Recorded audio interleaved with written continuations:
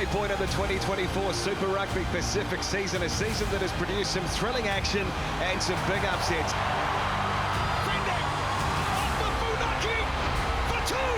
That's brilliant! Catch the Colonel! Ball demand! No defender in front of her in the skill and class. Verona, he's going to go all the way. Chiefs are really cutting loose here now. Gordon going wide. Off goes Fiver, who gets it down. Won't get his man. Valentini lashes his way over. Just running it straight, bending and going through.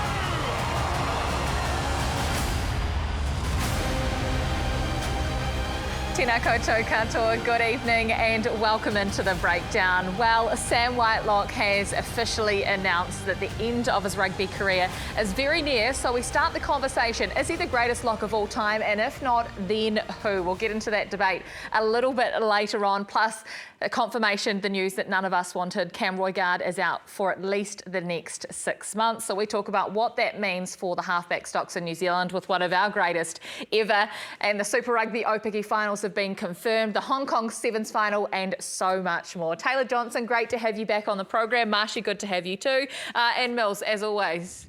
Awesome to be here. What a great weekend and some good stuff coming up. Well, I'll tell you what, no stitch-ups tonight. No stitch-ups and no surprises, and I'm very happy about that one. But remember the stitch-up from last week with Jeff Wilson? The Crusaders sent him up this lovely jersey, Marshy, and that is now up for auction. So if you're in New Zealand, you can jump onto the Trade Me website and look up Crusaders jersey breakdown, and you can bid on this jersey signed by the 2024 team. How much would you pay for that, Marshy? Just over 1,200, Kirsty. Well, you're in luck. I know I am, because I've done my research. Jump on, and you can bid on that auction. What do you think, in all seriousness? I mean, a jersey like that, you still don't know who's going to win Super Rugby. This team could end up winning 2024. What would the jersey be worth then? A lot of money. Yeah, I'd say it would be. I mean, it's hard to notice who's on that sort of jersey, the signatures. But what I can say, what a great course. Yeah. That money's going to. I mean, kids can. They're fantastic.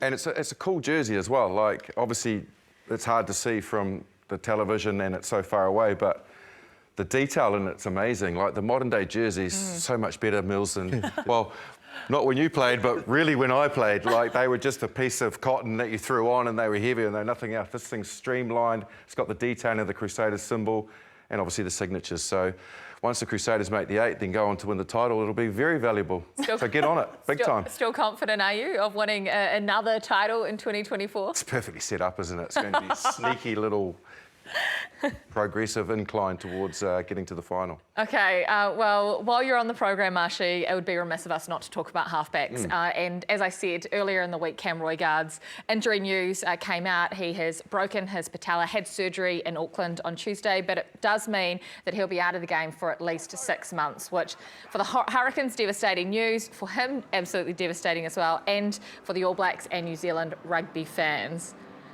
Gutted. Yeah, absolutely. And again, like 6 months is reasonably optimistic. Patella tendon, they can be very niggly. So a real shame for Cam Roigard, you know, on top of his game after a breakout season last year, became an All Black. Catastrophic. But he's tough, he's resilient, he'll recover and he'll be back. And we wish him a speedy recovery and getting back. But obviously that then tests the resources, doesn't it? Yeah. You know, where do we go now? Incumbent Aaron Smith is gone. So that then poses the question as to who steps up into that starting role for a start-off. But let's before we get into the debate, let me throw this out there to everybody. Cam Roigard has played 3 Test matches for the All Blacks. 3. Not 30, not 300, 3. So he's replaceable. So he's replaceable. And there was always an opportunity for somebody. Yeah. So he wasn't the incumbent. Aaron Smith was, and he had such longevity in the jersey, that's what's created the problem. And I think, given that you're right, he has only had 3, but his form was amazing in this last 5 weeks. He had to be the guy, right? And that's why he was out and out the best sort of 9 in this competition so far, and that's now why it's created this whole who's going to come off next now that he's gone. Isn't it incredible? Because this time last year we were thinking he's totally a bolter. How amazing would it be if he made the All Blacks? And now we're saying, oh no, the All Blacks are in trouble, that he's not going to be there. I mean, what a 12 months he's had, and it goes down to his form. He's been incredible since school. We've saw him play there. For counties, he was awesome too. And so he's just gone from strength to strength after being in that All Black environment and made himself really valuable. So who is the guy then? Who is the guy right now that is putting their hand up higher than anyone else? Well, that's what intrigues me, because regardless of all of that, we were green in that position, really green. And when you enter into test matches, which the first one will be against England, bang, bang, and then Fiji, but then Rugby Championship, you're looking at a lot of inexperience in that jersey. So probably you'd have to say, right, like Finlay Christie for a start off, like he's been in the environment the longest. He's the guy that when you think about, okay, do we want security? Do we want somebody that's actually been in the mix before? Then Finlay Christie has to enter into the equation. I don't feel he's an incumbent, but I feel that he's the most logical player that the All Blacks know that they can get out of him in a test match level because I've seen it before. What about TJ Perenara then? Because, I mean, how many test matches has he played for the All Blacks? 100%. And I feel that the Roigard injury leaves that door open for TJ. And TJ is a competitor, he's tough, we all know him well, don't we? He's the type of guy that would relish the opportunity to get back in the All Black jersey, and he won't let you down. And just having him in the environment will be great. So Scott Robertson might think, okay, right, in the dynamic of it all, I've got to have that reliability there to work around the unpredictable and that greenness that's probably going to be there. And I don't know, do you agree, Mills, Taylor, that having him there is not anything that other than a positive? Yeah, I definitely 100% agree. I think when you sort of look at it, it brings up the other sort of stages. When you're an All Black coach and you've just come in, you want to get success, and so now he's got an opportunity now to put someone perhaps a little bit more safe in Christie, put him out there because he's been in the environment. TJ comes in, he's got a wealth of experience. Do they sort of bolster that and go, well, when England come down, well, I've got to get results, right? And that's always on the back end of the coach's mind. So having a guy like TJ there that can possibly even start, that's kind of safe. But I guess when we look at the other guys that you're sort of going to mention, Marshy, a little bit later on, what do the All Blacks need? We need something possibly a little bit different from that, like the Whakatavas. That's what Cam Roigard, that's why that hole was so big, because he brought everything. Yeah. And that's a good thing, is that there is actually a huge pipeline of young players, but who is ready for the All Black jersey is what, because you said Roigard, you think of Cortez Ratiman or Hotham, all those kind of guys too. They're almost there, but probably not quite, whereas Cam Roigard was ticking that box. So it's, do you bring in a TJ and then blood someone else up as well? It's difficult, but it is good. We do have a pipeline, but they're not just at that level we need them to be at yet. Yeah, absolutely agree, but they're not far off where Cam Roigard was. Yeah. You talk about Ratume, you talk about Hotham. Those guys they're only 3 test matches behind Cam Roigard. Yeah, exactly. And all they need to be is in the environment around guys like TJ Perenara, who will nurture them through that. The good thing about TJ is he's really used to the role that he's fulfilling now. Yeah. He had to play underneath Roigard, he had to play underneath Aaron Smith, comes off the bench really well. Like, at the end of the day, I look at it and I go, what has Hotham done wrong? What has Cortez Ratimer done wrong? Nothing. Like, they have the same capabilities, they have the potential. It's just about, are we prepared to go, clean slate, Aaron Smith's gone. Scott Robertson goes, righto, bang, you know what? We've got to make a stand here somewhere and find somebody new and find the future. Have you got the courage to do that? And I feel that we've got the talent, we've got the depth, and we've got Whakatava as well, who's been there and been there before. I just question his consistency at the moment.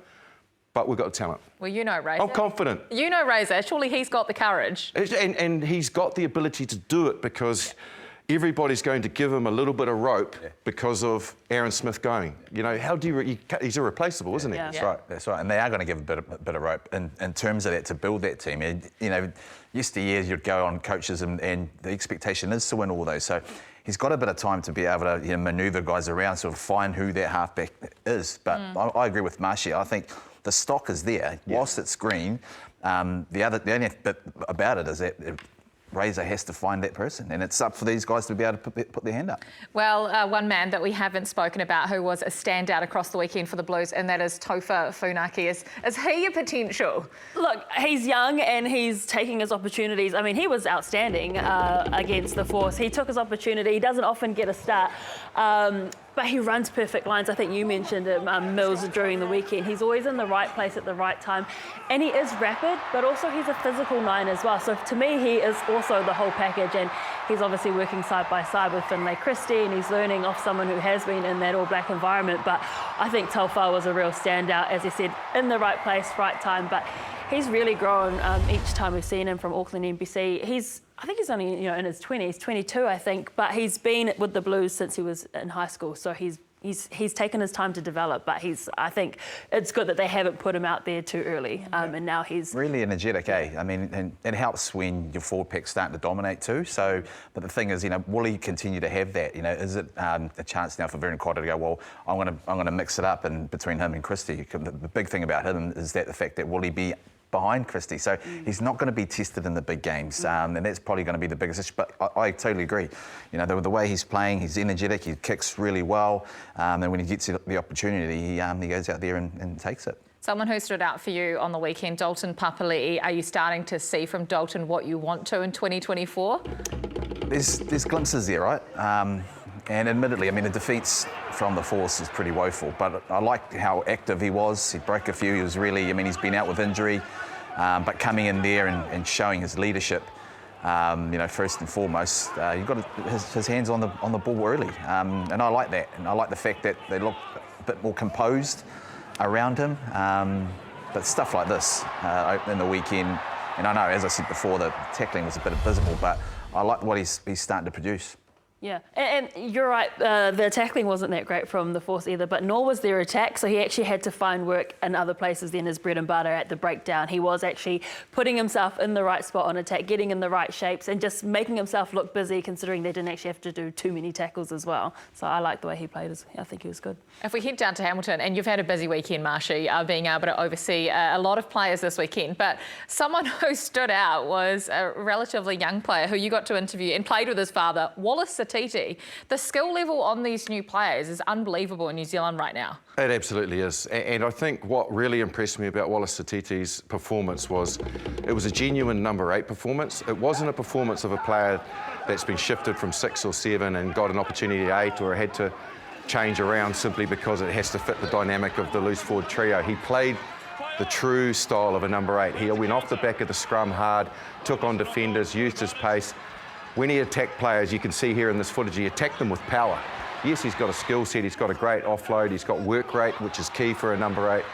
But equally, he just fulfilled the role. He didn't try to do anything outside of the core role of a number 8. And when you think about the fact that, to a degree, apart from Artie, obviously, World Player of the Year, so he goes all right, doesn't he? But never been a genuine number 8. We really haven't replaced Kieran Reid, who was a genuine out-and-out number 8. We never saw Kieran Reid in another jersey, because he was a number 8. He, to me, Satiti, is a number 8. How big is he? Because he looked like a monster on TV. Yeah, he's actually quite... Did he make me look small? Not really. You still good. Big Marshy. What are you trying to say? Big weekend, first, big weekend. But is he a beast, though? He is, and he's tough. And he actually said that Moana Pacifica were tough, they were physical, but he said, I felt it out there, but he loved it, he relished it. I think it's a product of his environment too, because you look at the loose forwards that he's rubbing shoulders with, because we don't often see Wallace, he comes off the bench quite often, but you look at who he's rubbing shoulders with, like the Luke Jacobsons and the Sami Penny-Finals, he's learning, and he's been around for a long time as well, from school, and then he was New Zealand 20s, but again, Clayton hasn't put him out there too early, he's let him grow, and I really like that about that Chiefs environment, is that he's a product of who he's been working with and under Clayton. If you're not a ball-playing forward in New Zealand right now, Mills, no one's talking about you because you look at Braden Yossa, you look at all these players right now and they have serious skills. And that's always been our strength, right? I mean, the lower numbers can play like backs, the skill set. I mean, even you're talking about the Lucy's being able to get a little bit wider, they bring something totally different in terms of what they do, and you just don't know. I mean, and to back that up, defensively, these guys are starting to knock guys down. So I like what we've got. I like the kettle that's sort of coming through, but the skill set, extraordinary. Yeah, unbelievable. It was a funny old Super Rugby weekend, if you think about it, because 4 teams had the bye. 4 teams will have a bye next week, and 4 teams on week 9 as well. So 3 of our New Zealand sides sat out of the fixtures on the weekend. The Super Rugby schedule, is it what it needs to be? Is it engaging you? Is it engaging you at home and the fans, more importantly? Do you think there needs to be, discussions about whether you rest one team a week like the NRL do, or whether everyone has a bye round in 1 week? How should it be done? I like that with resting one team like the NRL do, or 2 at max, to make it even again, because we're going up against the NRL. It's no secret that we're competing with Rugby League, and they've, got game after game after game, and then you only flick on, there's only 4 games this weekend. If people want to watch rugby, well, they've only got limited options. Obviously, there's Opiki there as well, but there's also NRLW coming up too. So I like resting, 1 or 2 teams a week and then letting these derby games happen, because that's the thing, is there wasn't really any huge matchups that people are invested in. I think we should spread out those buys. Do the teams actually need the buys? They do, because the players are getting rested anyway. They need to reset. Yeah, they are getting rested, and that's the big debate, isn't it? Because we have this mandatory All Black rest period, so we take the stars out, and everybody goes, well, you take them out, and then we have bye rounds. But I get it for macro management of a Super Rugby competition if you want to win it, and the coaches need it to a degree. But equally, like we spoke to like Tana, we spoke equally to Vern, and they wanted to also give a lot of those guys that hold tackle bags each week their opportunities. So that's where the bye comes in. But what the scheduling needs to do is make sure we've still got a blockbuster, a game that everybody's talking about for the weekend. Derby games are perfect for it. If we saw it the weekend, Chiefs Blues, and the other 2 teams, Moana Pacifica and the Force, played each other, we had that blockbuster. To keep everybody's interest, to keep momentum in the game, I feel that we need to look at scheduling and make sure that we've got that massive spike of interest going. Really looking forward to that game at the weekend. The others might play out the way that we expect. Well, they weren't really, the weekend didn't help either, right? Because there weren't really any unpredictable sort of results. Other than the fact scores. that, they were huge blowouts, right? Other than the fact, probably the game in Melbourne, because of the controversy, that was set around the red cards. And so I think that's right. I think just 1 or 2 sort of games, or 2 teams having a bye and having that blockbuster, because otherwise you just lose interest. There's no real big sort of hit-outs from the weekend, but certainly, those blowouts, the Chiefs game and the one up here, that didn't help at all either. These 2 or 3 bye weeks sit in between a couple of holidays as well. We had Easter weekend last weekend. We've got Anzac coming up on the 25th. Would you like to see an Anzac Day clash? Would you like to see an Easter Monday match? Well, that was the thing, I think, with the NRL. When people were sitting at home on Easter relaxing, they could flick the TV on and watch NRL games. They couldn't just flick on and watch, a whole lot of Super Rugby games. I think that, that's what they should do, is they look at what is happening in and around. When are people actually going to be having their eyes on a TV? Why not make it about, why didn't we have an Easter themed round? We didn't. It was just like, oh, Easter's here, but everyone celebrates Easter in New Zealand and Australia. So there was missed opportunities in different areas when it comes to those kind of days off. I quite like the concept of elongating a weekend, like Easter weekend, to the point you're giving a team maybe a 10-day turnaround from a Friday away to and then we've got a Tuesday night game, which is a big game. So we actually have nothing else to watch on a Tuesday. But it still gives But it still gives the team that more than a bye. It gives them a 10-day turnaround where they can sort of have a bit of. But then we've got rugby for 5-6 days on the bounce. Thursday night to Tuesday or something.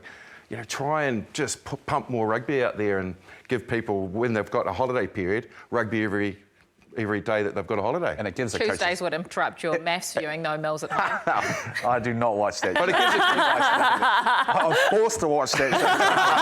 Okay? So but it does give the coaches breathing space, though, eh? What's that, sorry? It gives the coaches breathing space. Yeah, and I think that's what I was going to say. It gives the coaches an opportunity to go, well, I'm not going to rest them this week. I'm not going to be able to... I'll put my best team out there, because guys are going to have a bit longer time to actually recover. So I think it has merit. There you go. Well, some great Let's ideas. come up with it. Well, you're Right, sports our fans day here as is well, fun, aren't you? isn't it? You have. You've had a big weekend. You can go, Marty. No, there's a bigger weekend still to come because it is the Super Rugby Aupiki finals that has been decided. It will be the Chiefs Manawa up against the Blues woman. And in a world first, the final will be streamed vertically on TikTok this Saturday, all thanks to 2 Degrees. This campaign is fighting for fair by giving women's rugby the national coverage and broadcast exposure it deserves. Jump on to 2 Degrees TikTok for more and see the big final this coming Saturday on Sky Sport NZ TikTok. It is an absolutely brilliant initiative. I'm coming to you, Taylor, because you're the youngest of the crew here, so you're probably the only one that uses TikTok. But how cool is this? Oh, it's so good, and it's innovative as well. Well, down here in New Zealand it is. Yeah. The basketball already do it, but let's try it in rugby, and it's expanding us to new audiences, and that's what rugby needs to do. It needs new audiences because it's an aging population who watch rugby, and you know, kids are always on TikTok. Their kids will Lives be on pop TikTok, up all won't the they? time, you know. I don't know. Your kids would I do both not be know. on TikTok. How's it on TikTok? I thought they're only short videos. No, it's that you can have like live streams on TikTok. I know, look at me explaining TikTok to you. But yeah, you can have live streams and it pops up on your phone. I mean, you know, you could be just scrolling and then it say, oh look, there's a live Super Rugby game. Anyone can just click and watch that all over the world, not just in New Zealand, which is cool. Yeah, initiatives, like you said, and creating Try different something things, different. trying things around rugby, which is just brilliant. Not many people would probably have expected the Chiefs Manawa to head down to Christchurch against Matatu and not pick up that victory. That determined where the final will be this weekend. It'll be in Auckland for the Blues. Mills, huge home field advantage. These two teams have played twice this year. It's been split evenly. Yeah, massive. And given the fact that you know the Chiefs Manawa have come off a loss, Yeah. There's definitely issues in terms of their line out. But this was, you know, was the game against the Blues. You know, they're going to be tough to beat at home. Both teams are absolutely stacked, but on the surface, Taylor, the Blues have been building throughout the season and have to be the team to beat. Oh, the competition itself has been interesting, right? Because the champions didn't pick up a win in the first 3 weeks. The Blues have been building nicely, and it's a product of the last 2 years, right? Because they underperformed the previous 2 years, and they'll be the first ones to admit that as well. With the cattle that they had, they matched everyone for Blackfern. So now I think it's that time in the saddle together. They haven't had too many changes, and so now they're finally firing. I think the Manawa, though, will be disappointed with how they've gone because everyone backed the Manawa. I think it's like $1 that they were going to win, right? And so it's been quite evenly matched now. So I'm really looking forward to the game. It is literally a flip of the coin for me. I don't know who's going to win it. Can I ask you, does the rivalry that like, obviously is filtered from the men's Super Rugby, does that go into the women's game as well? Like the Blues and the Chiefs are like, I think, or is it that because there's not massive history there? yeah. Do they just kind of like? I think naturally there's a rivalry between, you know, that side of the Bombays and this side. Yeah.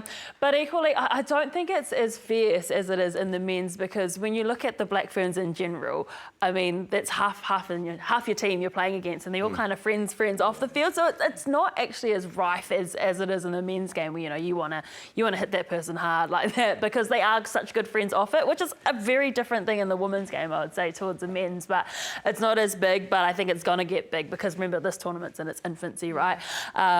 Like I think the Manawa and the Matatu, all of a sudden they've got a rivalry right now because that grand final last year, it was Manawa's for the taking. Matatu came and picked their pocket and now that's a rivalry. Who would have known that it would be Matatu and Manawa? We'll hear your voice. You'll be commentating that Sky Super Rugby Aupiki final. I'm going to be watching on TikTok. You two get your kids to teach you how to use that app. Do not go anywhere. There is still plenty more to come on the breakdown.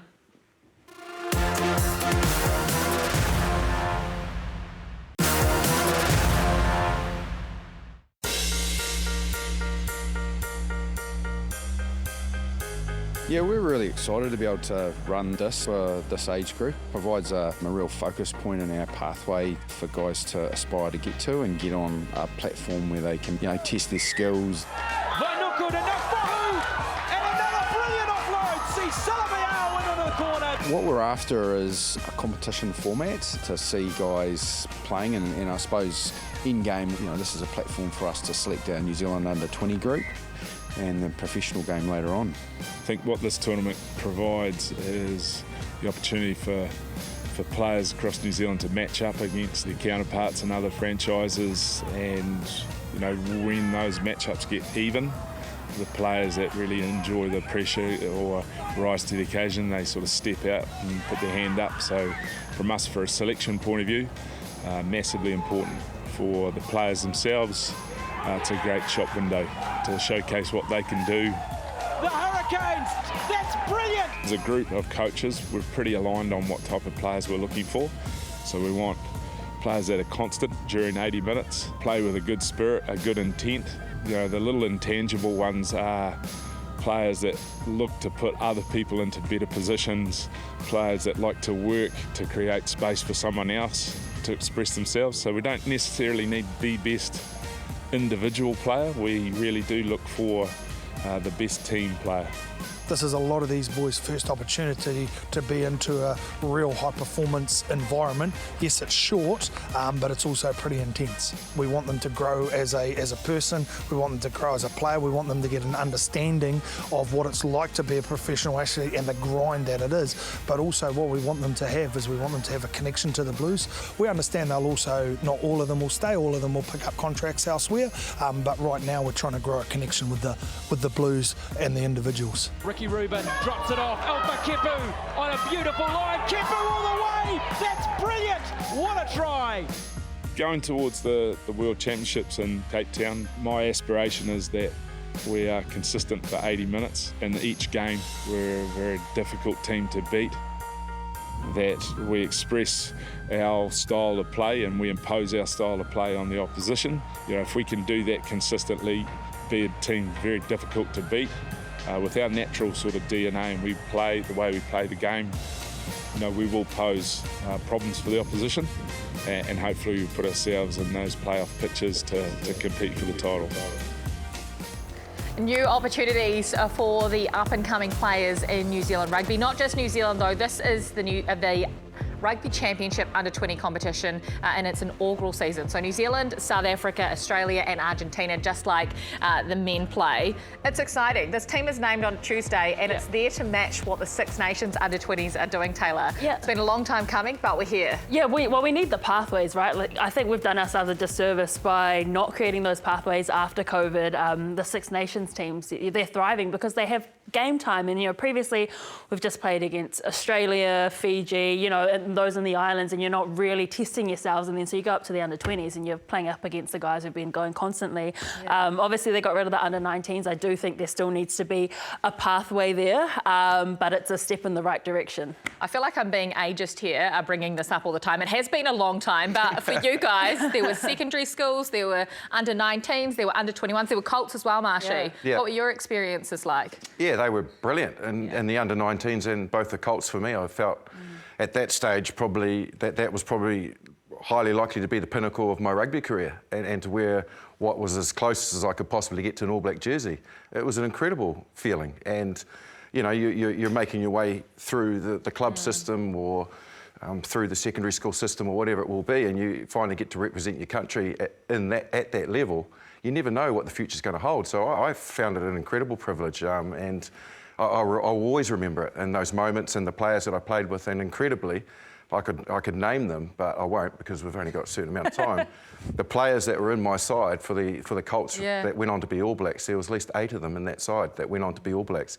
You're absolutely right. It's the pathway, and we need to make sure that we keep encouraging that pathway and making sure that those young kids have the ability to put on a jersey at that level. A few of yours become All Blacks as well, Mills? Yeah, I mean, a lot, and great players come through that pathway. I think the good thing about now that they've got this championship, it's a good lead up into the rugby, to the World Cup, right? Because often they've sort of struggled to find oppositions. They go and play the Barbarians or a club team. This year will set them up in terms of the structure going forward, and hopefully they succeed. Well, someone without a doubt who would have played age grade rugby in New Zealand and would have been an absolute giant is Sam Whitelock. And despite the rumours of the last month about him potentially coming out of international retirement, that is it. He's done 153 test matches. He finishes as the highest test capped player ever for the All Blacks. Once his French season is done with Po, that is it. He's hanging up the boots for good.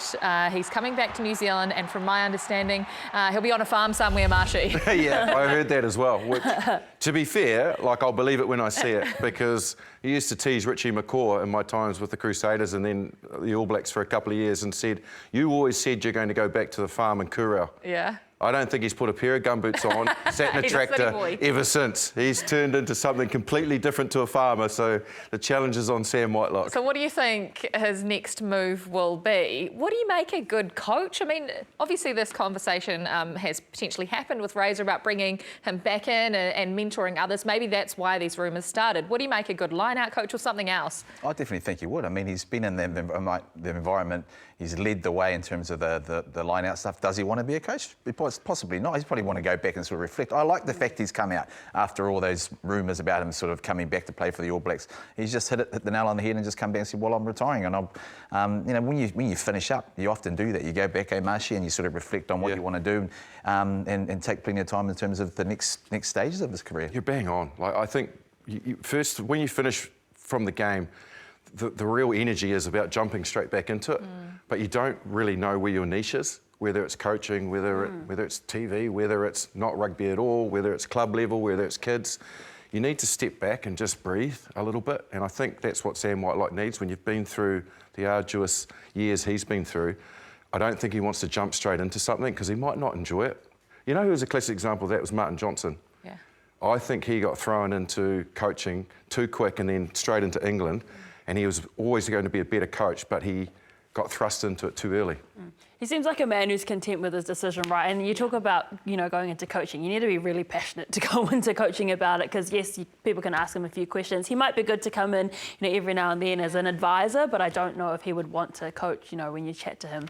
But it'll be interesting to see where he does end up. Yeah. In terms of the legacy that he will leave within New Zealand rugby, Mills, these are your moments this week, some of the biggest moments in All Blacks history this guy's been a part of. Remiss of us not to sort of mention that in Mills's moments for this week. So, well, I thought we'd rewind the clock back a little bit and focus on the Sam Whitelock era. And so the first one, really, for me, I mean, you mentioned it before, 7 tries throughout his career, but 2 of them came on his debut, which is this one here against the Irish and in New Plymouth. The Rugby World Cup, won that line-out in the semi-final to propel us through to the final. And of course, you know, we've seen him many times in this Crusaders outfit. He's sort of won big games, won big finals, has Sam, and what a moment that was. Gee, did he start in his own in goal or what? And of course, who would forget that quarter-final came off the bench, and what better man to win that and win us that quarter-final against the Irish. Is that his greatest moment, do you think, Marshy?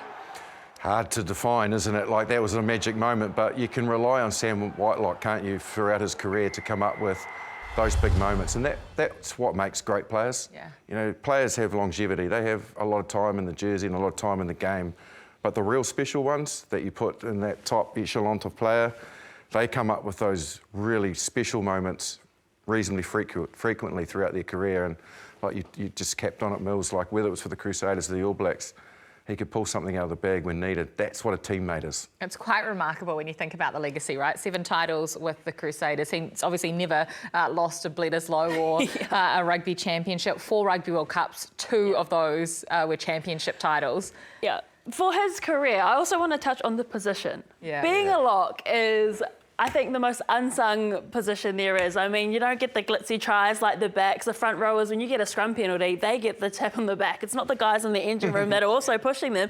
They're not hunting like the Lucies and, you know, getting those, you know, it's you're in the doing the hard yakka, you're cleaning the next ruck, you know, yes, you jump and get the line out and get the cool photos, but at the end of the day, you are doing the hard work that goes unseen, and that's, he signifies that kind of person, you know. When you actually watch him on the field, he's not, you know, doing those really elaborate runs like the other guys, but he's there and he's, you know, cleaning out hard, he's winning the ball back, and that was really big. And it's a hard position to play 153 tests, and that's why he's only got 7 tries, because he's the one helping everyone else score those tries. And I think to play that many tests and to have that much, you know, a big career like that as a lock is pretty difficult. 2 most capped international players of all time, both locks. Yeah, exactly. I mean, which is crazy when you're talking nuts. about what they do in that position. Yeah. So let's give the locks some love then, Taylor. Let's please. Let's give the locks some love. So we've asked these guys to pick their top 5 greatest locks of all time. And there are some names missing. There are some names added that you may be questioning at home.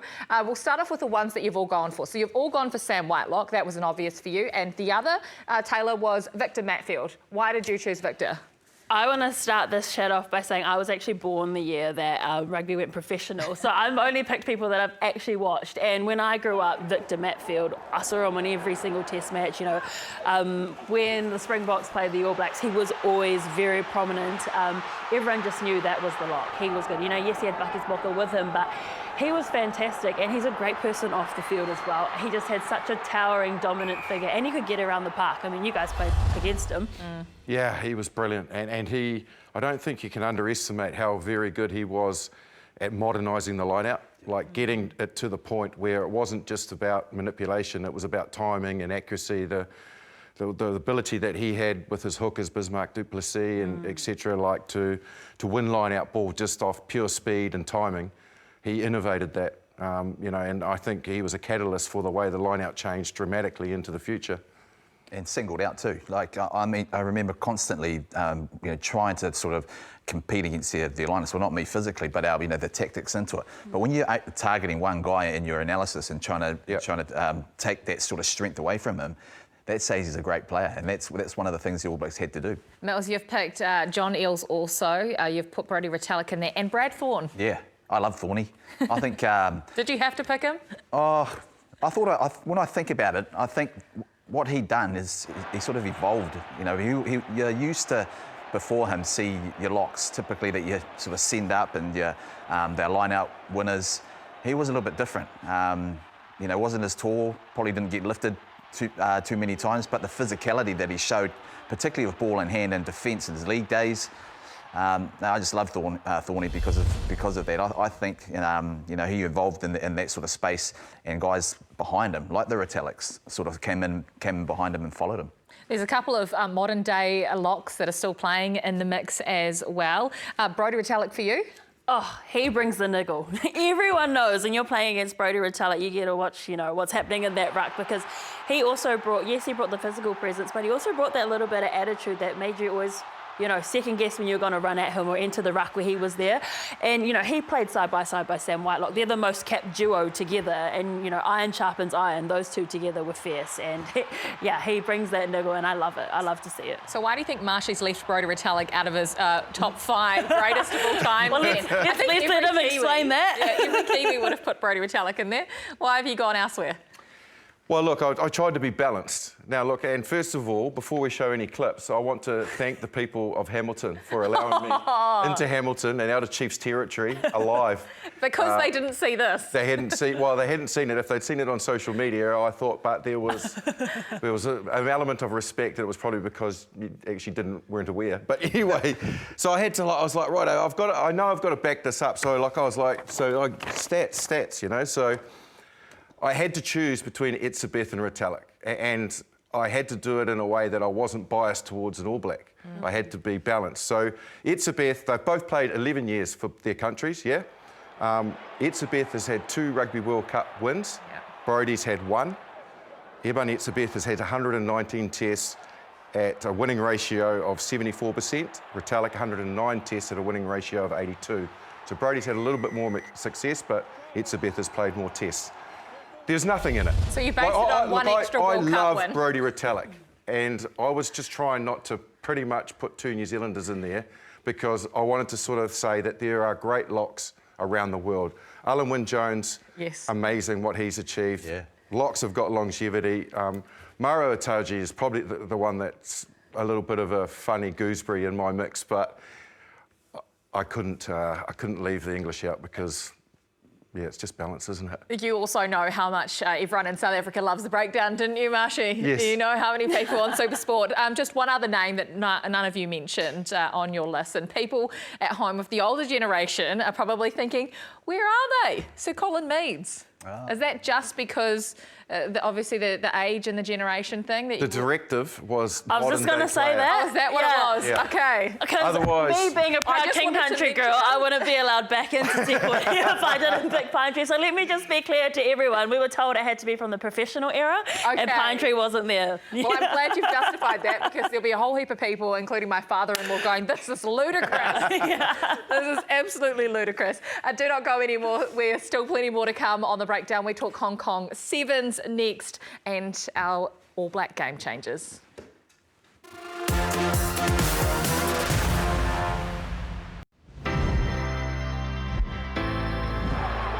it up to Dane Coles, and the hooker is under the post. Dane Coles exploded onto the ball. Simpson, he's trying a drop kick from a million miles out. What a goal! There he is again, offloading, finding Nonu. Oh, that was brilliant from Sonny Bill Williams. This could be another extraordinary try. Christian Cullen, the hero of the hour.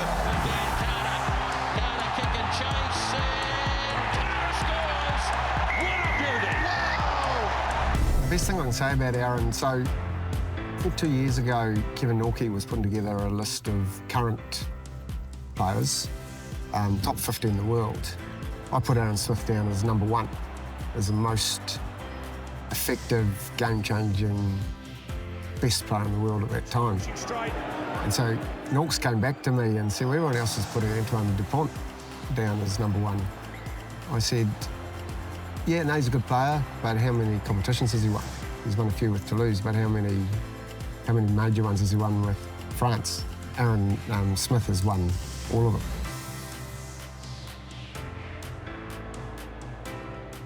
Yes, the All Blacks Game Changers is coming to Sky TV very, very soon. We've talked about the greatest players of all time, but the Game Changers are players that revolutionised their positions, and I guess that's what Wayne Smith is talking about when he's saying Aaron Smith. Do you agree? Is Aaron Smith the game changer at halfback, or is it Dupont?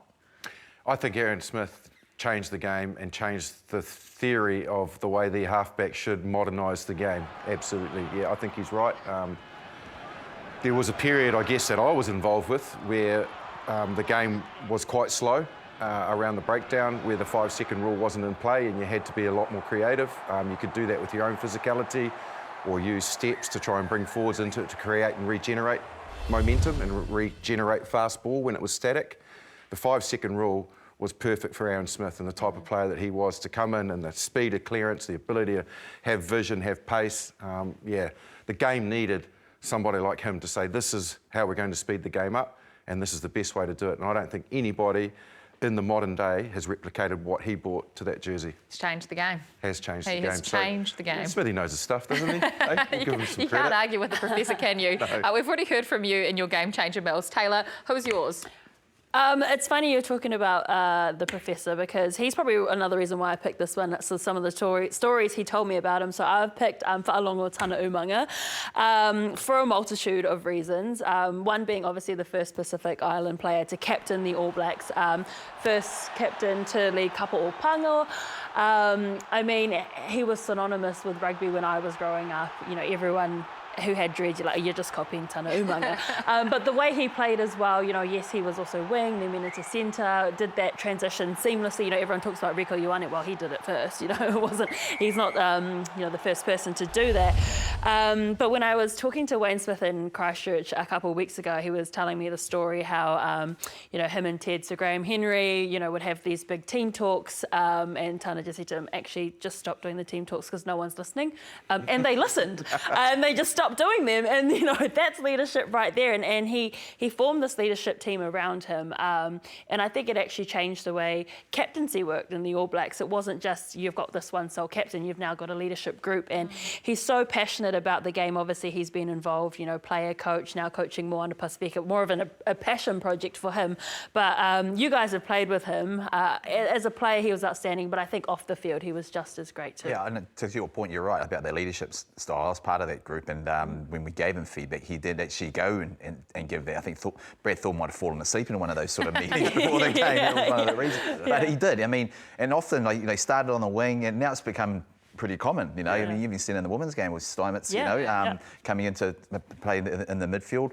But they almost have to sort of appreciate playing on the wing to then move themselves into a physical position, and also the ability, and that's what he had, to be able to distribute as well and put guys into space, which is fantastic. I'm actually smiling because, just slightly off topic a little bit for 20 seconds, we had a relaxation therapist that came in for the All Blacks in '99. Yeah. And the key role was to try and calm people down after training runs and that, to keep them, you know, sort of energy levels, and to try and relax them in that. And they'd put us into a room, in a dark room, to sort of, then they'd start, sort of, it's like a meditation thing.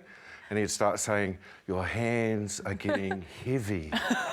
Like that, to try and sort of, and literally 20 seconds, the whole front row and probably the locks were all asleep. No, snoring. It's just there's no, just asleep. So yeah, anyway, look, one of those that was not like that, for me, who's my game changer. And there's a reason for this, was Sean Fitzpatrick. Now, look, when we talk about people that revolutionised the game, for me, he came in, yes, he was a captain like Tana, but it wasn't his captaincy. He was a great captain and his record is impeccable. It's the style that he brought to that jersey. He was tough, he was uncompromising, but what he did, Fitzy, was he changed the way that hookers approached the game. Like, they were always expected to go to the breakdown, to go to rucks. Now, Fitzy, the amount of tries or the amount of times that he was an assister to a try in the outside channel was because he didn't honeypot towards the ball. He didn't gravitate to where hookers were supposed to be. He saw the game for what it was. He saw the width of the field and went, you know what? That ruck is 20 metres away. Why the hell would I go there? Yeah. And he stood and held his ground, and all of a sudden hookers become better balanced. I think the next one that kind of got his head around it was Phil Kearns after him, and they had some ding-dongs. But for me, the reason I've chosen him is because he showed that front rowers can play with the ball. They can be distributors. They can score tries on the wing.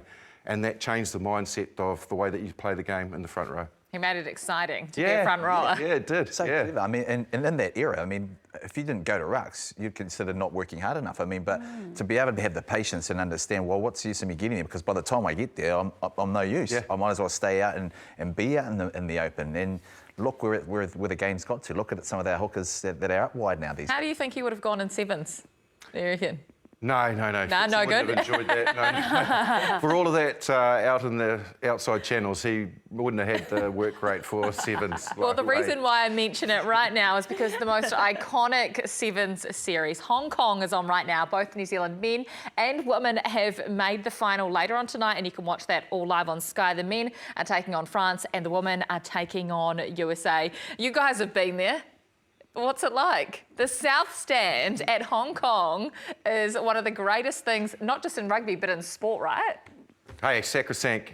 The South Stand at Hong Kong, what's on the South Stand stays in the South Stand. I was going to say, these guys don't even remember, that's why. We're looking at each other going, were we there? Somehow we were there. No, amazing tournament, incredible environment. Like, I think when you get mystique, historic tournaments, they have a feel about them before anyone even turns up, and then once the crowd turns up, there's this expectation level, and I loved going there, played prior to that in the 10s, and then went along and witnessed the 7s in all its glory, and Hong Kong, simply the best. It's awesome. Well, that's where all the dress-up came from, right? That South Stand, because it was just a party atmosphere, and the whole lead-up. So I was fortunate enough to play there for New Zealand 7s, and we won against the Fiji. It's an iconic tournament. Yeah. But it is tough, and you know, these two teams, how good is it that both the men's and the women's are in the finals? So it's going to be amazing. Yeah, with just a couple of sevens tournaments remaining as well. It's very exciting, so make sure you do support our men's and women's sevens program a little bit later on tonight on Sky. Well, there's a massive derby match. You know, when we were talking about scheduling and you said, let's have a big derby on a bye weekend, there is one coming up. The Chiefs taking on the Hurricanes from Wellington this weekend. Taylor, it is mouth-watering. When you look at the different matchups, what excites you? Is it the 10s? Is it Brett Cameron against Damian McKenzie? Is it Geordie against Anton Leonard-Brown? Do you look at the number 8s in these ball players? Where do you go? It's so hard, right, because the Hurricanes are the informed team now, and so the Chiefs really are an underdog heading into any game, but I do think everyone thinks the Hurricanes are there. But I'm really interested to see how they go without Cam Roigard in this derby game, because he really has been the maestro in some of those derby games. He's been fantastic. The outside backs, though, for me, for the Chiefs, I mean, they are incredible. You know, Ottawa. just the way that that whole backline can manipulate space. I think it is going to be so hard for the Hurricane team to defend. They've got to win the battle up front, I reckon, the Hurricanes, to stop the Chiefs backs getting that ball, because I think it might be good night nurse once they do. Yeah, big point. No Cam Roigard. Crusaders, not the Crusaders, the Hurricanes haven't lost a game this season. So how do they go without him? Well, look, obviously you've got TJ, so I feel that you've got adequate cover. In fact, you've got something completely different that offers you attacking prowess in different areas, experience, competitiveness. So I think they'll function really, really well. Like the 20 other players in the team, I think will be fine. You mentioned it, back three. And when I say the 20 other, I'm talking about the 2 sets of 10. It's the 2 tight 5s that will determine this game for me. Like, that's where the battle will be won within the game. Like, whoever fronts up in those key areas, line out, scrum, field position, that'll be massive in this game, because the rest of it across the park is matchups to die for. Big time. Plenty of matchups, but to back up that, what you've said, I think the 2 10s, Cameron and also Mackenzie, this is a time now for Cameron's been good, he's been solid. I'd love to see sort of what he's going to sort of produce, given, this is a huge game for him. Okay, well, you know what I'm going to ask you then next. What is your prediction? Who wins that one? Just one team. I'm going Chiefs. You're going Chiefs? Yeah, I'm going Chiefs. I'd love to see the Chiefs get up, but man, I think the Hurricanes. I think home advantage as well. I think they might. You're not welcome back in Hamilton. Neither are you, after what you've said tonight about Brodie Retallick. I know, and I'm going to hurt myself more, but I have to agree. I think if it was in Hamilton, the Chiefs, but I think the Hurricanes at home. Yeah. They'll sneak it. Not by many. Big game to come. Super Rugby Opiki Finals, which will be live on TikTok as well. Thank you so much for joining us tonight. Thanks to you two, and we'll see you next week. Off the base of the scrum, one pass, Henry Patterson try. Bit of rope-a-dope from Fiji, all that pressure they were under. Oh, how about that? And we'll just explode her way through it. Such a powerful runner, Christy Kersey. The pickup is quite superb from Michaela Blythe as she pounces on the French mistake. Nashu dummies and scores and wins it for the All Black Sevens.